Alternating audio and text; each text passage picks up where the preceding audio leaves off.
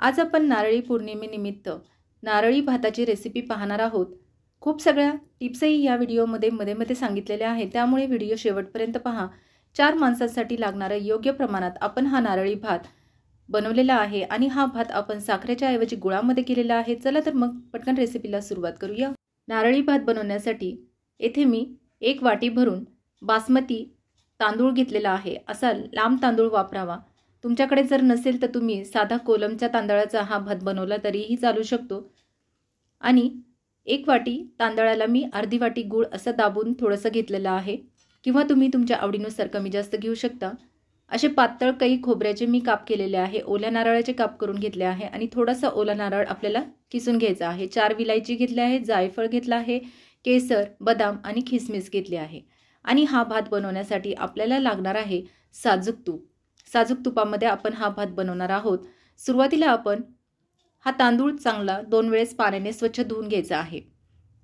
एकदा नाही तर 2 वेळेस आपण पाण्याने तांदूळ स्वच्छ धुवून घेऊयात, म्हणजे सर्व घाण निघून जाईल। आता येथे तांदूळ धुतल्यानंतर पाणी मी सर्व काढून घेतलेलं आहे। त्यानंतर आपण खोबरं किसून घेऊयात। थोडेसे खोबऱ्याचे आपण काप केले होते आणि थोडेसे खोबऱ्याचा आपल्याला किस करून घ्यायचा आहे आणि विलायचीची पूडही करून घेऊयात। आता एक पातेलं किंवा कढई घ्यायची आहे, तर मी येथे पातेल्याचा वापर केलेला आहे। तर 2 मोठे पोह्याचे चमचे भरून मी येथे साजूक तूप घेतलेला आहे।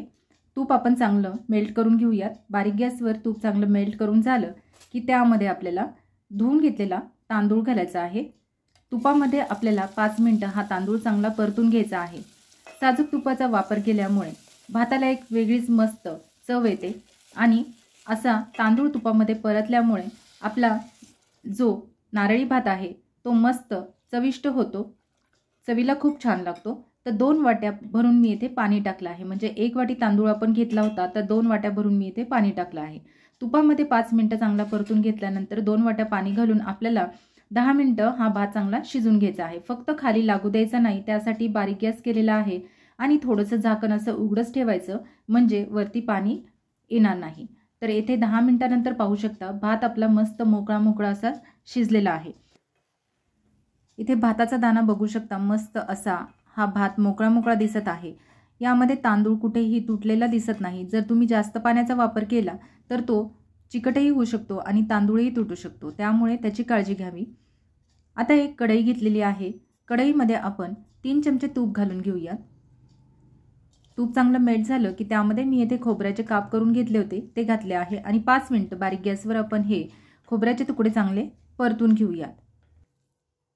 तुपामध्ये खोबऱ्याचे तुकडे परतताना सतत हलवत राहावं, म्हणजे ते जास्त काळसर होणार नाही। जर ते जास्त करपले गेले तर भाताची चवही बिघडू शकते। तर येथे खोबऱ्याचे तुकडे चांगले परतून झाले की त्यामध्ये आपण खिसमिसही घालून घेऊयात आणि खिसमिस पण एक 5 मिनिटं चांगली तुपामध्ये परतून घेऊयात। त्यानंतर खोबऱ्याचा किस करून घेतला होता तोही घालून आपण 5 मिनिटं चांगला परतून घेऊया। हे सर्व साहित्य आपण तुपामध्ये चांगलं परतलं म्हणजे भाताची चवही मस्त लागते। आता यामध्ये बदामाचे अशा पद्धतीने अर्धे काप करून घेतलेले आहे। तुम्हाला हवं तर तुम्ही त्याचे छोटे तुकडेही करू शकता। चांगलं दिसावं म्हणून मी इथे अर्धे बदामाचे काप केलेले आहेत। सर्व बदामाचे काप करून आपण घेऊयात आणि तुपामध्ये चांगलं भाजून घेऊयात।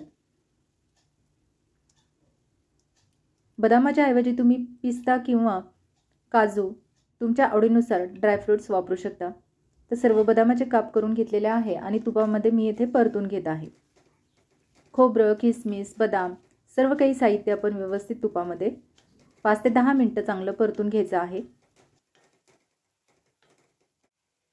हा सर्व सुकामेवा 10 मिनिटं चांगला परतून घेतलेला आहे आपण तुपामध्ये। त्यानंतर आपण शिजलेला भात घालून घेऊया।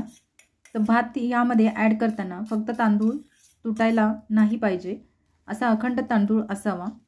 सतत हलवलं की तांदूळ तुटू पण शकतो। यामध्ये आपण गूळ घालून घेऊयात आणि गूळ चांगला भातामध्ये मिक्स करून घेऊयात।